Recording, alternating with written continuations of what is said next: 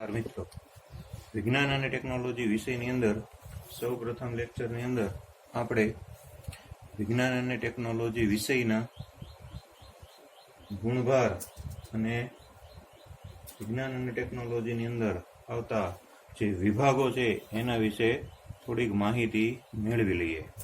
તો વિજ્ઞાન અને ટેકનોલોજી વિષય છે એને 4 ભાગની અંદર બોર્ડની અંદર વિભાજિત કરેલો છે.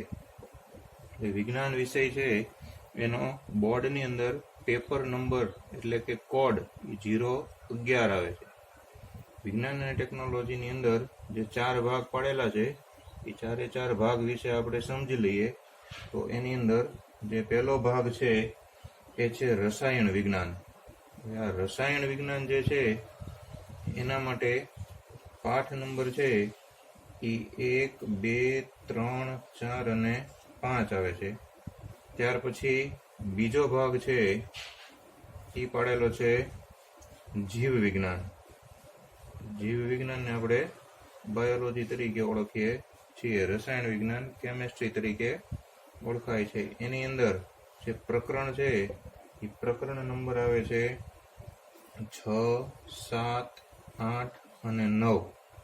ત્યાર પછી ત્રીજો વિભાગ છે જેને ભૌતિક વિજ્ઞાન તરીકે ઓળખવામાં આવે છે. હવે આ જે ભૌતિક વિજ્ઞાન છે એને ફિઝિક્સ તરીકે ઓળખાય છે. એની અંદર પ્રકરણ નંબર આપણે આવે છે 10, 11, પછી 12 અને 13. આ 4 પ્રકરણ ભૌતિક વિજ્ઞાનની અંદર આવે છે. ચોથો વિભાગ છે એને પર્યાવરણ વિભાગ તરીકે ઓળખવામાં આવે છે. આ પર્યાવરણને એન્વાયરમેન્ટ કહેવામાં આવે છે. એની અંદર 3 પ્રકરણો છે. પ્રકરણ નંબર 14, પ્રકરણ નંબર 15 અને પ્રકરણ નંબર 16. હવે આપણે એના માર્ક જોઈ લઈએ કે કયું પ્રકરણ બોર્ડની પરીક્ષામાં કેટલા માર્કની અંદર પૂછાય છે. પ્રકરણ નંબર 1 છે એના 4 માર્ક છે. પ્રકરણ નંબર 2 છે એ 6 માર્કની અંદર પૂછાય છે. પ્રકરણ નંબર 3 ના 5 માર્ક છે. પ્રકરણ નંબર 4 ના 6 માર્ક છે અને પ્રકરણ નંબર 5 ના 4 માર્ક છે. ત્યાર પછી જીવ વિજ્ઞાનની અંદર પ્રકરણ નંબર 6 છે 6 માર્કનું છે. 7મું છે એ 5 માર્કનું છે. 8મું છે એ 6 માર્કનું છે. 9મું છે એ 5 માર્કનું છે. ભૌતિક વિજ્ઞાનની અંદર 10મું પ્રકરણ 6 માર્ક, 11મું પ્રકરણ છે એ 5 માર્કનું, 12મું પ્રકરણ 6 માર્કનું, 13મું પ્રકરણ 6 માર્કનું. પર્યાવરણ વિભાગની અંદર 14મું પ્રકરણ 4 માર્કનું, 15મું અને 16મું એ બંને પ્રકરણના 3 માર્ક. એટલે રસાયણ વિજ્ઞાન જે છે એ રસાયણ વિજ્ઞાનની અંદર જે કુલ માર્ક છે એ કુલ માર્ક થશે 25. જીવ વિજ્ઞાનની અંદર જે કુલ માર્ક છે એ થશે 22. ભૌતિક વિજ્ઞાનની અંદર જે કુલ માર્ક છે એ થશે 23. અને પર્યાવરણની અંદર જે કુલ માર્ક છે એ કુલ માર્ક એમાં થશે 10. આવી રીતે ટોટલ 100 માર્ક 80 માર્કનું પેપર છે એ બોર્ડની પરીક્ષાની અંદર નીકળે છે. હવે આ બધા પ્રકરણની અંદર સૌથી વધુ ગુણભારવાળા પ્રકરણ છે એ 6 માર્કવાળા છે. તો 6 માર્કવાળા પ્રકરણની અંદર આપણે અત્યારે સૌથી પહેલા પ્રકરણ નંબર 6 છે એનાથી શરૂઆત કરશું જે જીવ વિજ્ઞાનની અંદર આવે છે. તો મિત્રો, હવે આપણે જેમ અગાઉ વાત કરી હતી તેમ જીવ વિજ્ઞાનની અંદર પાઠ નંબર 6 થી આપણે ભણવાની શરૂઆત કરીશું. એટલે આપણો પાઠ નંબર 6. આ પાઠ નંબર 6 છે એ 6 માર્કની વેલ્યુ ધરાવે છે બોર્ડની પરીક્ષામાં.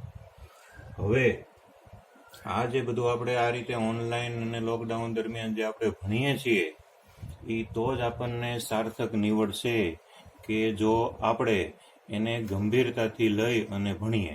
ગંભીરતાથી લેવાનો મતલબ શું છે કે જ્યારે તમે આ ભણવા બેસો ત્યારે તમારે તમારી પાસે એક નોટબુક રાખવાની, એક પેન, પેન્સિલ, તમારી ટેક્સ્ટ બુક છે એ ખુલ્લી હોવી જોઈએ.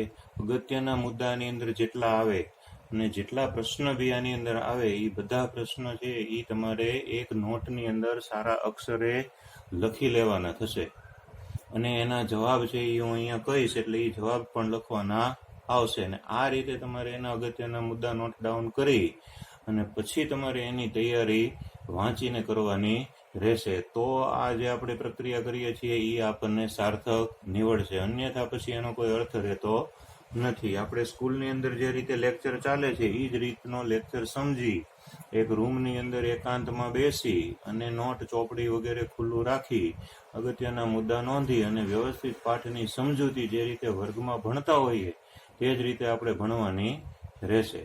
તો આટલી ગંભીરતાથી ભણશું તો આપણે પછી ભવિષ્યની અંદર કોઈ વાંધો આવશે નહીં. એટલે આ પાઠ છે એને 6 માર્કની વેલ્યુ ધરાવે છે. અને હવે આપણે મૂળ વાતની શરૂઆત કરીએ કે જીવ વિજ્ઞાનની અંદર આપણે જોઈએ તો પૃથ્વી ઉપર કુલ 2 પ્રકારના પ્રાણીઓ કે વસ્તુઓ આપણને જોવા મળે છે. પૃથ્વી ઉપર જે આપણને જોવા મળે છે એ 2 પ્રકારની વસ્તુઓ છે એ જોવા મળે છે. એક પ્રકારની જે વસ્તુ હોય છે એને આપણે સજીવ તરીકે ઓળખીએ છીએ, અને એક પ્રકારની વસ્તુ હોય છે એને આપણે નિર્જીવ તરીકે ઓળખીએ છીએ. એટલે સજીવ અને નિર્જીવ આ 2 આપણને પ્રકારની વસ્તુઓ પૃથ્વી ઉપર જોવા મળે છે. હવે કોઈ પણ પદાર્થ છે એ સજીવ છે કે નિર્જીવ છે એ આપણને કઈ રીતે ખબર પડે? તો સજીવ છે તો સજીવની અંદર જુદા જુદા સજીવના લક્ષણો આવેલા હોય છે. એ લક્ષણો છે એના ઉપરથી આપણને ખ્યાલ આવે કે એ સજીવ છે.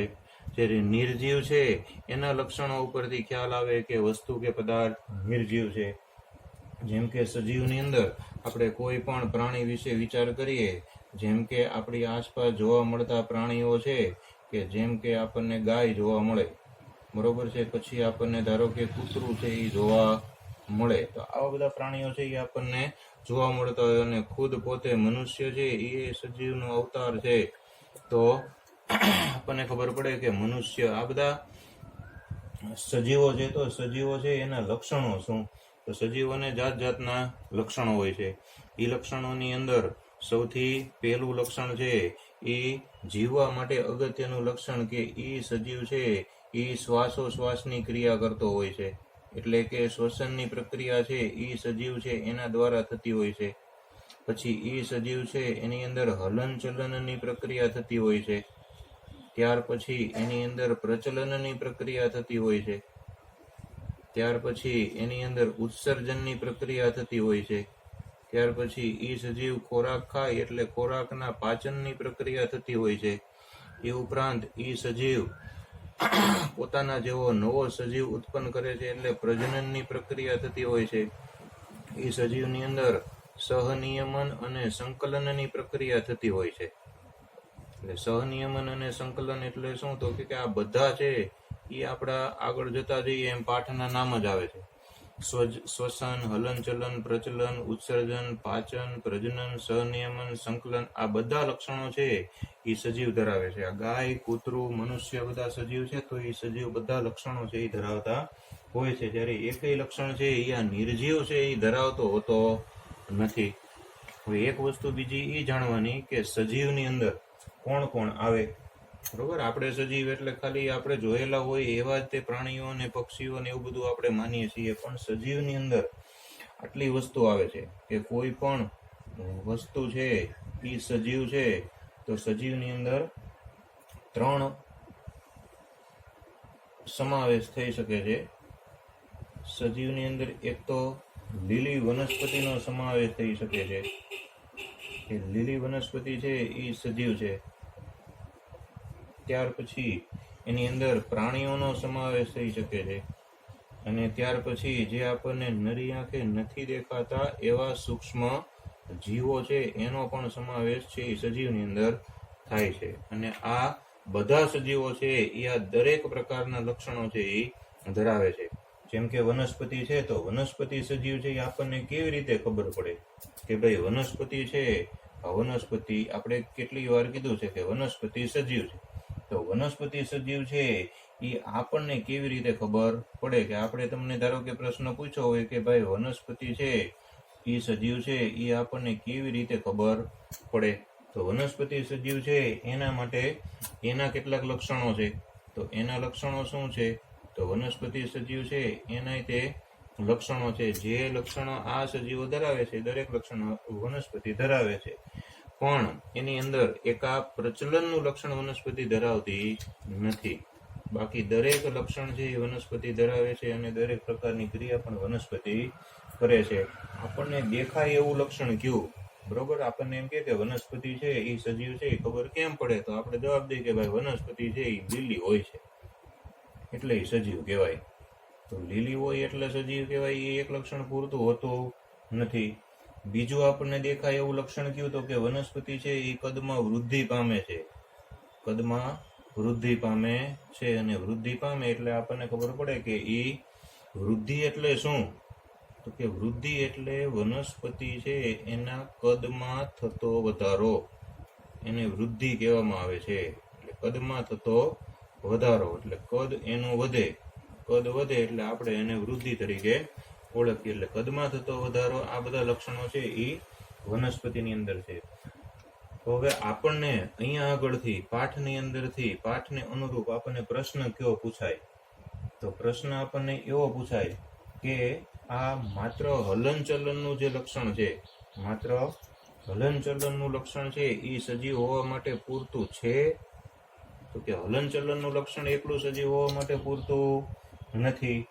તો હલનચલનનું લક્ષણ સાથે બીજા લક્ષણો પણ આ બધા હોવા જોઈએ તો એ સજીવ કહી શકાય.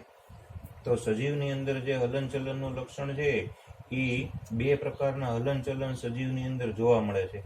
એમાં એક હલનચલન છે એને ઐચ્છિક હલનચલન કહેવામાં આવે છે, અને એક બીજું હલનચલન છે એને અનૈચ્છિક હલનચલન કહેવામાં આવે છે. એટલે હલનચલન છે એના પાછા બે પ્રકારો છે. બે પ્રકારોની અંદર પહેલો પ્રકાર છે એ ઐચ્છિક હલનચલન કે જે આપણી ઈચ્છા મુજબ થતા હોય તે, અને બીજું પ્રકારનું હલનચલન છે એને અનૈચ્છિક હલનચલન તરીકે ઓળખવામાં આવે છે. એટલે ઐચ્છિક અને અનૈચ્છિક આવા બે પ્રકારના હલનચલન જોવા મળે છે. હવે ઐચ્છિક હલનચલનમાં આપણે કેવા કેવા હલનચલનનો સમાવેશ કરી શકીએ?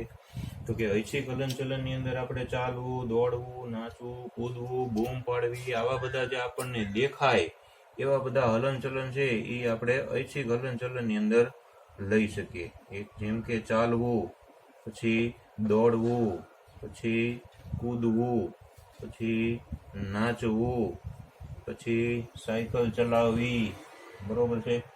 ચાલવું, દોડવું, આ બધા હલનચલન છે. આપણા કપડે જોરથી કોકને બોલાવતા હોઈએ તો બૂમ પાડવી, એટલે બૂમ પાડવી એ તે ઐચ્છિક હલનચલન છે. અનૈચ્છિક હલનચલન કોને કહેવાય? તો અનૈચ્છિક હલનચલન છે એ જ્યારે આપણે સૂતા હોઈએ ત્યારે શ્વાસ લેતા હોઈએ, બરોબર. તો શ્વાસ છે એ આપણી મરજી પ્રમાણે આપણે લઈ શકતા નથી, ઓક્સિજનની જરૂર પડે એટલે એની મેળે જ શ્વાસ લેવાય છે. એટલે અનૈચ્છિક હલનચલનની અંદર એનો સમાવેશ થાય છે. એટલે શરીરની આંતરિક પ્રક્રિયાની અંદર જેટલા હલનચલન થતા હોય એ બધા હલનચલનને અનૈચ્છિક હલનચલન તરીકે ઓળખવામાં આવે છે. હવે આની અંદર બે પ્રકારના હલનચલન જે છે, ઐચ્છિક હલનચલન અને અનૈચ્છિક. એની અંદર ઐચ્છિક હલનચલન છે એ દ્રશ્ય હલનચલન છે. દ્રશ્ય એટલે દેખાય એવા હલનચલન. એટલે આ બધા જે હલનચલન છે એ બધા કેવા છે? તો કે આ બધા હલનચલન છે એ પોતે દ્રશ્ય હલનચલન છે કે આપણને દેખાય છે. અનૈચ્છિક હલનચલન જે શરીરની અંદર થતા હોય એ બધા કેવા છે? તો કે એ બધા અદ્રશ્ય હલનચલન છે. એટલે ઐચ્છિક હલનચલન બધા આપણને દેખાય છે, અનૈચ્છિક હલનચલન છે એ આપણને દેખાતા હોતા નથી. એટલે આવા બે પ્રકારના હલનચલન છે એની અંદર આવે છે. ત્યાર પછી હવે જે આપણો મુખ્ય પ્રશ્ન છે એના તરફ જઈએ આપણે કે ભાઈ હલનચલન અને આ બધા વૃદ્ધિ ને પ્રજનન ને પ્રચલન ઉત્સર્જન ને બધી આપણે વાત કરી જે સજીવોના આપણને નિર્દેશ કરે છે, બરોબર. પણ કોષની અંદર એક અદ્રશ્ય આણવીય ગતિ છે એ સજીવને જીવંત રાખે છે. એટલે હલનચલનના લક્ષણને આપણે સજીવ હોવા માટે પૂરતું ગણી શકીએ નહીં. તો શા માટે પૂરતું આપણે ગણી શકતા નથી? તો કે કોષોની અંદર આણવીય ગતિ કે શરીરની અંદર જે કોષ હોય એ કોષની અંદર આણવીય ગતિ થાય છે, અને આણવીય જે ગતિ છે એ આણવીય ગતિને કારણે કારણે આપણા સજીવ છે એનું જે શરીર છે એ શરીર જીવંત રહી શકે છે. એટલે શરીરને જીવંત રાખવા માટે કોષની અંદરની આણ્વીય ગતિ છે એ જવાબદાર છે. એટલે માત્ર હલનચલનના લક્ષણને આપણે સજીવ હોવા માટેનું પૂરતું લક્ષણ છે એ ગણી શકીએ નહીં. બરાબર. ત્યાર પછી હવે સજીવની વાત કર્યા પછી અહીંયા આગળ એક આપણો બીજો પ્રશ્ન શરૂ થાય છે. તો બીજા પ્રશ્નની આપણે વાત કરીએ. મિત્રો, અહીંયા જે આવતું જાય એને તમે ફરજિયાત તમારી નોટની અંદર તમે નોટ ડાઉન કરતા જશો, અને જેથી કરીને તમે એનું પુનરાવર્તન કરી અને એને વાંચી શકો. તો હવે અહીંયા આગળ આપણો બીજો પ્રશ્ન શરૂ થાય છે. બીજો પ્રશ્ન છે એ પરીક્ષાની અંદર પૂછાય એવો પ્રશ્ન છે કે જૈવિક ક્રિયાઓ એટલે શું? એની અંદર પ્રશ્ન આવે છે કે જૈવિક ક્રિયાઓ એટલે શું, અને જૈવિક ક્રિયાઓ એટલે શું એટલે આપણે એમાં એની વ્યાખ્યા આપવાની છે.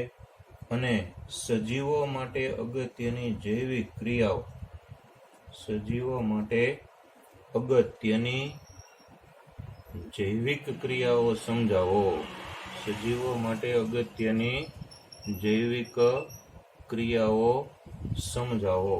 આ આપણો આખો પ્રશ્ન છે કે જૈવિક ક્રિયા કોને કહેવાય એની વ્યાખ્યા આપવાની, ત્યાર પછી આપણે એના વિશે સમજૂતી આપવાની. તો આની અંદર આપણો પહેલો મુદ્દો છે એ આપણે આવે છે કે જૈવિક ક્રિયાઓ છે એની વ્યાખ્યાનો મુદ્દો આવે છે. એટલે પહેલો મુદ્દો આપણે એની વ્યાખ્યા લખવાની કે સજીવોનું અસ્તિત્વ ટકાવી રાખવા માટે, કોઈ પણ સજીવ હોય તો સજીવને પોતાનું અસ્તિત્વ જાળવવું પડે. એટલે કોઈ પણ સજીવ હોય એ સજીવોને પોતાનું, સજીવો છે એને પોતાનું અસ્તિત્વ, સજીવોને પોતાનું અસ્તિત્વ ટકાવી રાખવા માટે, સજીવોને પોતાનું અસ્તિત્વ ટકાવી રાખવા માટે કરવામાં આવતી મૂળભૂત પ્રક્રિયાઓને, કરવામાં આવતી મૂળભૂત પ્રક્રિયાઓને આપણે જૈવિક ક્રિયાઓ કહેવામાં આવે છે. મેઇન વસ્તુ શું આવી તો કે અસ્તિત્વ ટકાવી રાખવા માટે. એટલે સજીવે પોતાનું અસ્તિત્વ ટકાવી રાખવું હોય તો આટલી મૂળભૂત પ્રક્રિયાઓ છે કરવી પડે, જે હમણાં આપણે લખી હતી. એટલે આ જૈવિક ક્રિયાઓની વ્યાખ્યા થઈ ગઈ કે સજીવોને પોતાનું અસ્તિત્વ ટકાવી રાખવા માટે કરવામાં આવતી મૂળભૂત પ્રક્રિયા, એને આપણે જૈવિક ક્રિયા તરીકે ઓળખીએ છીએ. હવે આપણા શરીરની અંદર કઈ કઈ અગત્યની જૈવિક ક્રિયાઓ ચાલતી હોય છે તો એના વિશે આપણે વિસ્તૃત વર્ણન કરવાનું. બરોબર. તો અહીંયા આપણે મુદ્દો પાડી શકીએ આપણે કે શરીર માટે અથવા સજીવ માટે અગત્યની જૈવિક ક્રિયાઓ, સજીવ માટે અગત્યની જૈવિક ક્રિયાઓ. તો અગત્યની જૈવિક ક્રિયાઓ કઈ કઈ આવે તો એનું આપણે પહેલા લિસ્ટ બનાવી નાખવાનું છે. તો અગત્યની જૈવિક ક્રિયાની અંદર પહેલી જૈવિક ક્રિયા આવે છે એનું નામ છે પોષણ. પહેલી જૈવિક ક્રિયા છે એનું નામ પોષણ છે. ત્યાર પછી બીજી જૈવિક ક્રિયા આવે છે. બીજી જૈવિક ક્રિયા છે એનું નામ છે એ શ્વસન. પછી ત્રીજી જૈવિક ક્રિયા છે, ત્રીજી જૈવિક ક્રિયાનું નામ છે એ છે વહન. અને ત્યાર પછી ચોથી જૈવિક ક્રિયા, તો ચોથી જૈવિક ક્રિયા છે એનું નામ છે ઉત્સર્જન. તો આટલી જે જૈવિક ક્રિયા છે ચાર, એના વિશે આપણે આની અંદર લખવાનું. એટલે જૈવિક ક્રિયા એટલે શું, સજીવો માટે અગત્યની જૈવિક ક્રિયાઓ લખો. આ પ્રશ્ન છે એ આપણને 3 થી 4 માર્કની અંદર પૂછાઈ શકે. એટલે આની વેલ્યુ છે એ 3 થી 4 માર્ક હોઈ શકે. આપણા માટે એક મોટો પ્રશ્ન થઈ ગયો. હવે પોષણ. તો પોષણ કોને કહેવાય? પોષણ છે અંગ્રેજીની અંદર ન્યુટ્રિશન તરીકે ઓળખવામાં આવે છે. ઘણા બધા ન્યુટ્રિશન આપણે જોયા હોય, ટીવીની અંદર જાહેરાત આવે છે બધા હેલ્થ ડ્રિંકની, બૂસ્ટ ને બોર્નવિટા ને એની ઉપર લખ્યું હોય કમ્પ્લીટ ન્યુટ્રિશન, એટલે સંપૂર્ણ પોષણ. આવા પદાર્થો છે એ સંપૂર્ણ પોષણ આપી શકતા નથી. હંમેશા નેચરલ વસ્તુ છે એ જે પોષણ આપે છે એ આર્ટિફિશિયલ વસ્તુ પોષણ આપતી નથી. બરાબર, આપણી આસપાસ ઘણા બધા સજીવો જોવા મળે છે જે તૃણાહારી હોય છે, તૃણાહારી પ્રાણીઓ હોય છે, માંસાહારી હોય છે. આ બધા પ્રાણીઓ હોય છે જે, અને વનસ્પતિઓ ખાઈને પોતાનું જીવન ગુજારતા હોય છે.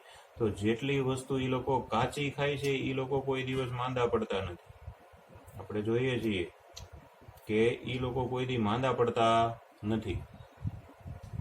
વનસ્પતિ ખાઈને, કાચી વનસ્પતિ ખાઈને જે સજીવો જીવતા હોય છે એ કોઈ દિવસ બીમાર પડતા નથી. એટલે તે કાચું એટલું સાચું એવી કહેવત પડી છે કે જેટલી કાચી વસ્તુ ખાઈએ એટલી સાચી. એટલે જ આપણે સલાડની અંદર અમુક વસ્તુ છે એ ખાતા થઈ ગયા છીએ. તો એ બધી વસ્તુ છે એ પોષણ આપે એવી વસ્તુ છે. તો હવે આપણે જોઈએ કે પોષણ છે એની અંદર પ્રશ્નના જવાબની અંદર આપણે શું લખવાનું. તો પોષણના જવાબની અંદર આપણે લખવાનો પહેલો મુદ્દો છે એ એની વ્યાખ્યા આવે છે કે ભાઈ પોષણ છે એ કોને કહેવામાં આવે છે. એટલે પોષણની પહેલા મુદ્દાની અંદર વ્યાખ્યા આવે. તો પોષણ આપણને મળે શેમાંથી? બરોબર, આપણું શરીર તાજું માજું કઈ રીતે રહે? તો એ તો જે નિર્જળા ઉપવાસ કરતો હોય અથવા તો ઉપવાસ કરીને જે જીવન ગુજારતા હોય એને ખબર હોય કે સાંજ પડે ત્યાં શરીર ખાધા પીધા વગર ઢીલું થઈ જાય છે. તો આનાથી ખબર પડે કે કોઈ પણ પ્રકારનું પોષણ છે એ આપણને આપણી મૂળભૂત વસ્તુ એટલે કે ખોરાકમાંથી મળે છે. તો ખોરાકમાંથી આપણને ઉર્જા મળે અને એ ઉર્જાથી પછી આપણું જીવન છે એ ચાલ્યા કરે છે. તો અહીંયા આપણી વ્યાખ્યા જેવી છે કે ઉર્જાનો સ્ત્રોત, ખોરાકને શું કીધું? ઉર્જાનો સ્ત્રોત, કે ઉર્જાના સ્ત્રોત ખોરાકને શરીરમાં દાખલ કરવાની ક્રિયાને પોષણ કહે છે.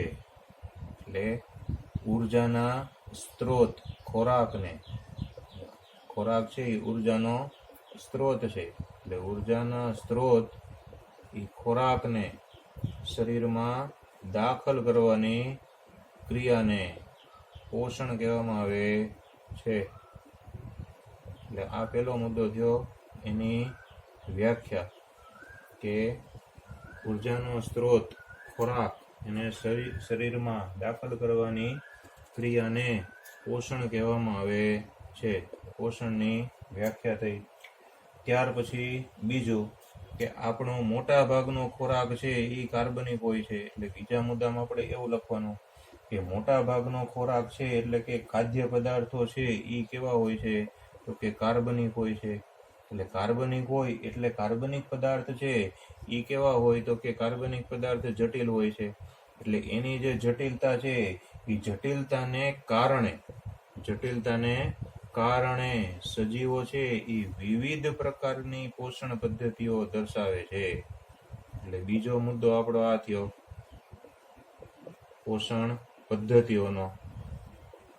બરોબર, ફરીથી એક વખત કહીએ શું એની અંદર આપણે કીધું? તો કે પહેલો મુદ્દો આપણે એવો કીધો વ્યાખ્યાનો કે ઉર્જાના સ્ત્રોત એવા ખોરાકને સજીવના શરીરની અંદર દાખલ કરવાની જે પ્રક્રિયા છે એને પોષણ કહેવામાં આવે છે.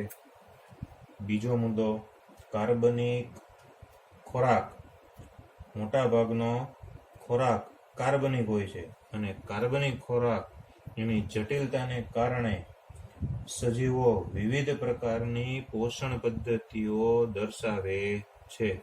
બે મુદ્દા આપણે શેમાં લખવાના? પોષણની અંદર લખવાના. હવે આપણે શ્વસન, તો શ્વસનની અંદર તે પહેલો મુદ્દો છે એ શ્વસનની વ્યાખ્યા છે કે શ્વસન છે એ કોને કહેવામાં આવે છે? તો શ્વસનની વ્યાખ્યા કે શરીરની બહારથી, બરાબર, શરીર છે એ શરીરની બહારથી ઓક્સિજનને ગ્રહણ કરીને, શરીરની બહારથી ઓક્સિજનને ગ્રહણ કરીને તેને કોષની જરૂરિયાત મુજબ, દરેક કોષ છે એને ઓક્સિજનની જરૂરિયાત હોય એટલે દરેક કોષોની જરૂરિયાત મુજબ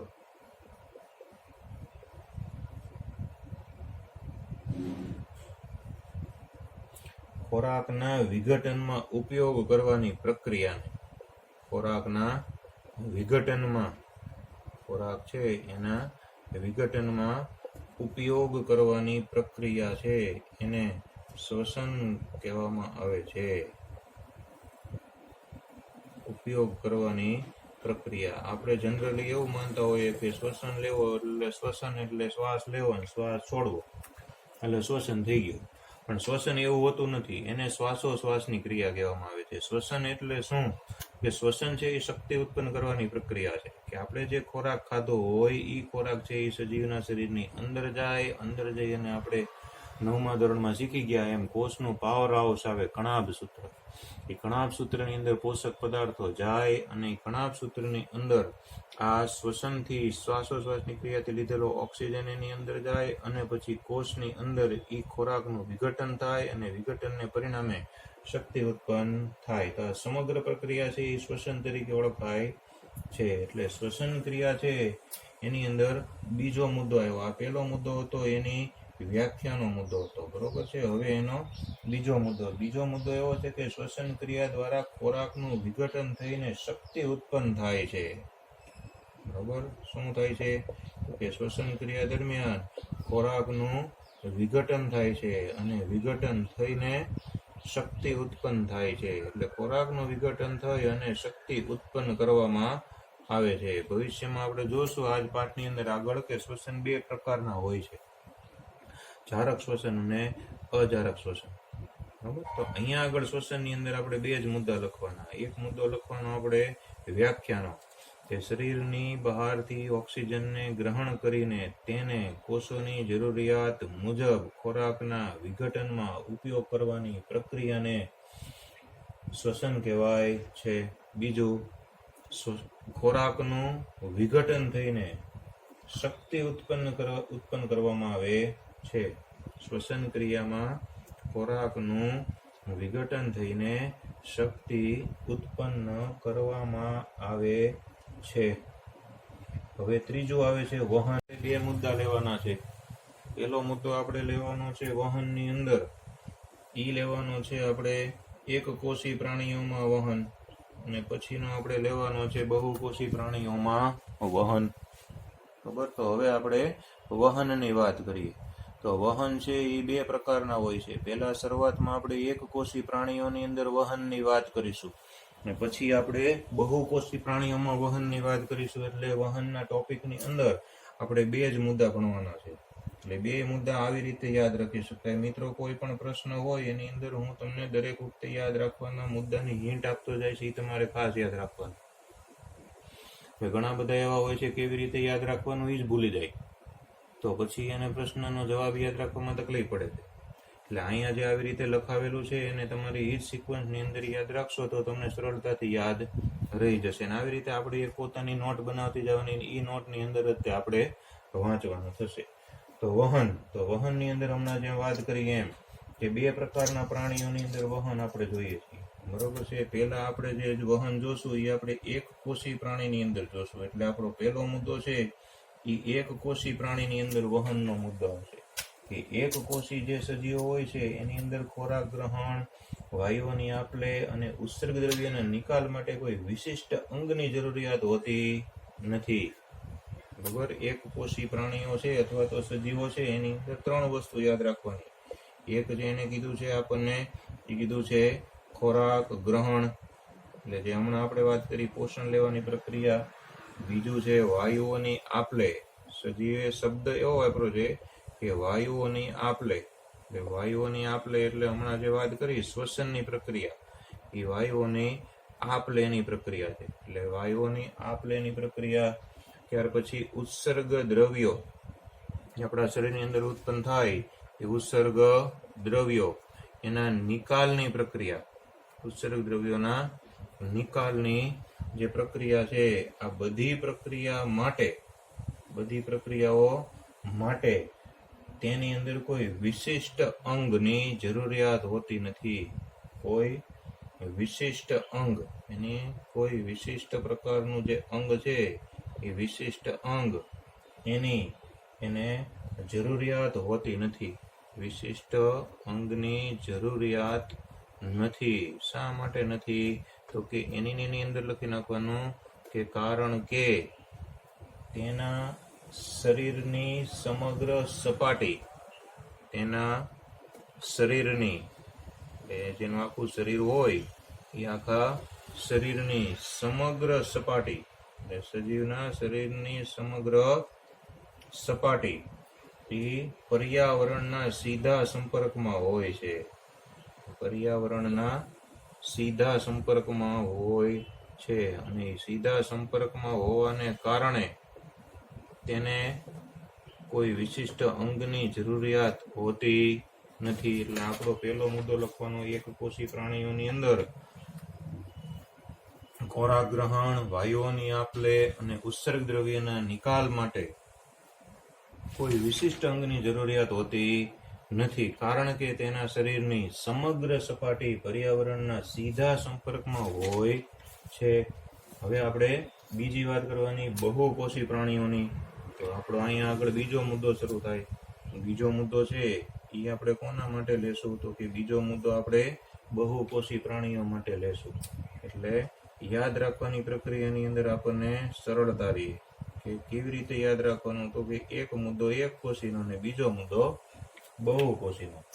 બહુકોષી સજીવોની અંદર શું હોય છે? તો કે તેના બધા કોષો પર્યાવરણના સીધા સંપર્કમાં હોતા નથી. એટલે પહેલો જ મુદ્દો એ લખવાનો કે બહુકોષી સજીવો છે એમાં બધા કોષો, તેના બધા કોષો પર્યાવરણના સીધા સંપર્કમાં, એટલે જે પર્યાવરણ છે એના સીધા સંપર્કમાં હોતા નથી. સીધા સંપર્કમાં હોતા નથી. એક કોષી પ્રાણીઓમાં આખું શરીર સંપર્કમાં હોય પર્યાવરણની સાથે, કે પર્યાવરણમાંથી વાયુઓની આપ-લે ને બધું કરી શકે. જ્યારે બહુકોષી પ્રાણીઓ એટલે મનુષ્ય જેવા પ્રાણીઓ, એમાં બધા કોષો કઈ સીધા સંપર્કમાં હોય નહીં. તો બીજો મુદ્દો કે તેથી તેને આ બીજો મુદ્દો આપણો અહીંથી શરૂ થાય કે તેથી તેને આ ખોરાક ગ્રહણ, પછી આ વાયુઓની આપ-લે અને ઉત્સર્ગ દ્રવ્યોના નિકાલ, આવી જે પ્રક્રિયા છે એના માટે એને ચોક્કસ વહન તંત્રની જરૂર પડે છે. એની જરૂર પડે છે, ચોક્કસ વહન તંત્રની જરૂર પડે છે. એટલે આ આપણો બીજો મુદ્દો છે. શું કીધું આપણે? કે બહુકોષી સજીવોમાં બધા કોષો પર્યાવરણના સીધા સંપર્કમાં હોતા નથી અને આથી તેને ખોરાક ગ્રહણ, વાયુઓની આપ-લે, ઉત્સર્ગ દ્રવ્યોનો નિકાલ વગેરે જેવી પ્રક્રિયાઓ માટે ચોક્કસ વહન તંત્રની જરૂરિયાત હોય છે. તો આટલી વસ્તુ છે એ આપણે વહનની અંદર લખવાની આવે છે. હવે આપણો ચોથો મુદ્દો છે ઉત્સર્જન. તો ઉત્સર્જન છે એની અંદર રીતે આપણે સૌથી પહેલા વ્યાખ્યા લખશું કે ઉત્સર્જન કોને કહેવામાં આવે છે. તો હવે આપણે ઘૂસી અને અહીંયા આગળ ઉત્સર્જન લખશું એટલે ઉત્સર્જનનો આપણે વ્યવસ્થિત સમજાવી શકીએ. તો ઉત્સર્જનની પ્રક્રિયાની અંદર પણ આપણો ચોથો મુદ્દો ઉત્સર્જન પેલો, એની અંદર પણ હમણાં જેમ વાત કરી એમ કે પહેલો મુદ્દો આપણે એની વ્યાખ્યા લખશું કે ઉત્સર્જન કોને કહેવામાં આવે છે. જો દરેકની અંદર યાદ રાખવા માટેની પદ્ધતિ આપણે શીખવાડી છે એ રીતે યાદ રાખશો તો ઝડપથી યાદ રહી જશે. પહેલો મુદ્દો આપણે દરેકની અંદર વ્યાખ્યાનો લીધો એટલે આની અંદર રીતે પહેલો મુદ્દો આપણે વ્યાખ્યાનો લેશું. તો વ્યાખ્યાની થાય ઉત્સર્જનની કે જૈવ રાસાયણિક પ્રક્રિયા દરમિયાન આપણા શરીરની અંદર કેટલી બધી રાસાયણિક પ્રક્રિયાઓ ચાલતી હોય, બધી પ્રક્રિયાને બાયોકેમિકલ્સ રિએક્શન્સ એટલે કે જૈવ રાસાયણિક પ્રક્રિયા કહેવામાં આવે છે. એટલે અહીંયા આગળ આપણે વ્યાખ્યાની શરૂઆત ત્યાંથી કરવાની કે જૈવ રાસાયણિક પ્રક્રિયા દરમિયાન શરીરની અંદર જે ચાલતી હોય એ પ્રક્રિયા દરમિયાન, જૈવ રાસાયણિક પ્રક્રિયા દરમિયાન ઉત્પન્ન થતા બિનઉપયોગી હાનિકારક, જૈવ રાસાયણિક પ્રક્રિયા દરમિયાન ઉત્પન્ન થતા બિનઉપયોગી એટલે શરીર માટે જે નકામા હોય એવા એને બિનઉપયોગી કહેવાય.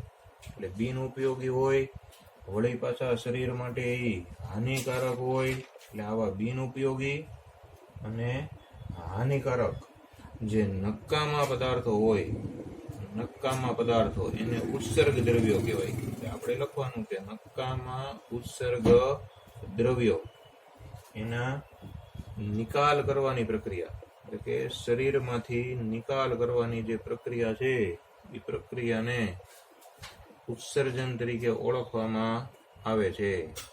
એટલે શરીરમાંથી નિકાલ કરવાની પ્રક્રિયા, એટલે આ આપણો પહેલો મુદ્દો. એની અંદર વ્યાખ્યાનો થયો ઉત્સર્જન, કે જૈવ રાસાયણિક પ્રક્રિયા દરમિયાન ઉત્પન્ન થતા બિન ઉપયોગી, હાનિકારક, નકામા ઉત્સર્ગ દ્રવ્યોને શરીરમાંથી નિકાલ કરવાની પ્રક્રિયાને ઉત્સર્જન કહેવામાં આવે છે.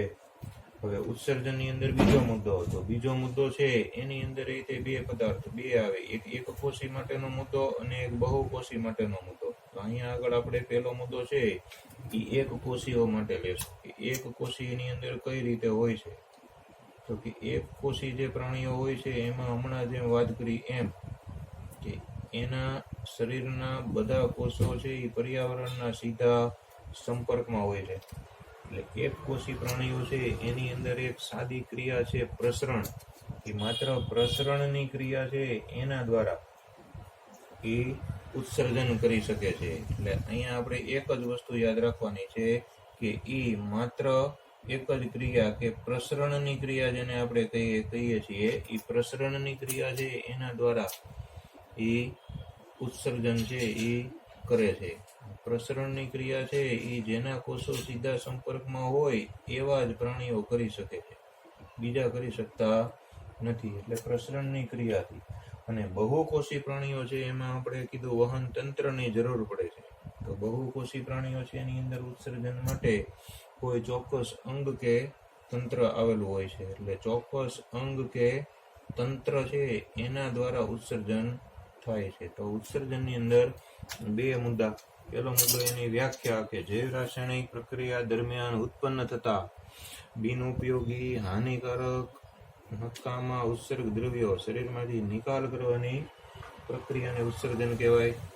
અને એક કોષી પ્રાણીઓમાં ઉત્સર્જનની ક્રિયા પ્રસરણ દ્વારા થાય છે અને બહુકોષી પ્રાણીઓમાં ઉત્સર્જનની ક્રિયા અંગ કે તંત્ર દ્વારા થાય છે. એટલે આટલા મુદ્દા આપણે આ પ્રશ્નના જવાબની અંદર લખવાના. પહેલો, જૈવિક ક્રિયાઓની વ્યાખ્યા, અસ્તિત્વ ટકાવી રાખવા માટે કરવામાં આવતી મૂળભૂત પ્રક્રિયા, ત્યાર પછી અગત્યની જૈવિક ક્રિયા. તો એની અંદર ચાર જૈવિક ક્રિયાઓની આપણે વાત કરી. પહેલી આપણે વાત કરી પોષણની, તો એની અંદર વ્યાખ્યાની એક મુદ્દો. બીજી વાત કરી શ્વસનની, એની અંદર વ્યાખ્યા એક મુદ્દો. ત્રીજી આપણે વાત કરી વહનની. વહનમાં બે મુદ્દા આવ્યા, એક કોષી પ્રાણીઓમાં વહન, બહુકોષી પ્રાણીઓની અંદર વહન. તો એની અંદર બે મુદ્દા થયા. અને ઉત્સર્જન, તો ઉત્સર્જનની અંદર બે મુદ્દા. પહેલો મુદ્દો એની વ્યાખ્યા અને પછી એક કોષી પ્રાણીઓમાં અને બહુકોષી પ્રાણીઓમાં કઈ રીતે વહન થાય છે. આવો આપણો એક 4 માર્કનો પ્રશ્ન છે. જૈવિક ક્રિયા કોને કહેવાય એવો થાય છે. હવે આપણે એની પછીના પ્રશ્નની વાત કરી કે આપણા શરીરને ઉર્જા અને દ્રવ્યોની જરૂર શા માટે પડે છે, એની ચર્ચા કરવાની છે. કે આપણા શરીરને ઉર્જાની અને દ્રવ્યોની જરૂર શા માટે પડે છે. તો ઉર્જા એટલે શક્તિ અને દ્રવ્યો એટલે વિવિધ પદાર્થો હોય છે અને શરીર માટે જરૂર પડતી હોય ત્યાં દ્રવ્યો એની જરૂર શા માટે પડે છે. તો આપણી જે સામાન્ય જૈવિક ક્રિયાઓ છે એ જૈવિક ક્રિયાઓ માટે આપણે ઉર્જાનો ઉપયોગ કરીએ છીએ. દેખીતી ક્રિયાઓ અને દેખીતી ન હોય તેવી પ્રક્રિયાઓ એ બધા માટે ઉર્જાનો ઉપયોગ કરીએ છીએ. એટલે પ્રશ્ન એવો છે કે ઉર્જાની જરૂર છે એ સજીવના શરીરને શા માટે પડે છે. સજીવના શરીરને ઉર્જાની જરૂર શા માટે પડે છે. તો ઉર્જાની જરૂર શા માટે પડે છે. ઉર્જા એટલે શક્તિ. તો શક્તિ વગર એ કંઈ કામ થઈ શકતું નથી. તો એની અંદર પહેલો મુદ્દાની અંદર આપણે બે પ્રક્રિયા વિશે લખવાનું કે આપણી દેખીતી પ્રક્રિયાઓ. દેખીતી એટલે આપણે જોઈ શકીએ એવી, એટલે એટલે જેટલી આપણી દેખીતી પ્રક્રિયાઓ છે, દેખીતી પ્રક્રિયા એટલે કે ચાલવું, દોડવું, સાયકલ ચલાવવી, કૂદવું, એ બધી પ્રક્રિયા દેખી શકાય એવી પ્રક્રિયા. તો દેખીત પ્રક્રિયાઓ છે એના માટે ઉર્જાનો ઉપયોગ થાય છે. અહીંયા આખો મુદ્દો આપણે લખવાનો, જે હું બોલ્યો એ બધું, કે દેખીતી પ્રક્રિયાઓ જેવી કે, પછી ઉદાહરણ આપવાના, એ દરેક માટે ઉર્જાનો ઉપયોગ થાય છે. પછી બીજો મુદ્દો કે દેખીતી ન હોય તેવી પ્રવૃત્તિ. અમુક પ્રવૃત્તિ એવી હોય છે કે જે દેખીતી ન હોય, એટલે દેખીતી ન હોય તેવી જેટલી પ્રવૃત્તિ છે એ તેવી પ્રવૃત્તિઓ માટે એના માટે પણ ઉર્જાની જરૂર પડે છે. જેમ કે બેઠા હોઈએ, સૂતા હોઈએ, તો એના માટે પણ ઉર્જાની જરૂર પડે છે. તો એ મુદ્દો આખો આપણે લખવાનો કે આ બંને પ્રક્રિયાઓ છે એમાં ઉર્જાની આપણને જરૂર પડે છે. દેખીતી ન હોય એવી પ્રક્રિયા અને દેખીતી હોય એવી પ્રક્રિયા, બંને માટે ઉર્જાની જરૂર પડે છે. એટલે આ ઉપરાંત આપણા શરીરની અંદર વૃદ્ધિ, વિકાસ, પ્રોટીન સંશ્લેષણ, એના માટે પણ શરીરને બહારથી પદાર્થોની જરૂરિયાત હોય છે. બરોબર, આ ઉર્જાની જરૂર શા માટે પડે છે એની અંદર પછી બીજું આવ્યું કે આ ઉપરાંત આપણા શરીરની અંદર 3 પ્રકારની પ્રક્રિયા થતી હોય. એક વૃદ્ધિ, એ આપણને લાંબે ગાળે દેખાય છે. પછી શરીરની અંદર વિકાસની પ્રક્રિયા શરૂ હોય, એ વૃદ્ધિ અને વિકાસ. અને ત્રીજી એની અંદર વિવિધ પદાર્થોનું સંશ્લેષણ થતું હોય, એમાં ખાસ પ્રોટીન સંશ્લેષણ. તો આ બધી જે પ્રક્રિયાઓ છે, વૃદ્ધિ, વિકાસ અને પ્રોટીન સંશ્લેષણ, એના માટે શરીર છે એને બહારથી પદાર્થોની જરૂરિયાત હોય છે. બહારથી એને વિવિધ પદાર્થો છે, એ વિવિધ પદાર્થોની જરૂરિયાત રહે છે. એટલે આટલી વસ્તુ આપણે આની અંદર લખવાની. ને આ બધી ઉર્જા છે એ આપણને એક જ વસ્તુમાંથી મળે, એ છેલ્લે લખી નાખવાનું કે આપણો ખોરાક છે, એ જ આપણા માટે સૌથી મોટામાં મોટો ઉર્જાનો સ્ત્રોત છે. આપણા માટે ઉર્જાનો મોટામાં મોટો સ્ત્રોત કોણ? તો કે આપણો ખોરાક જ છે.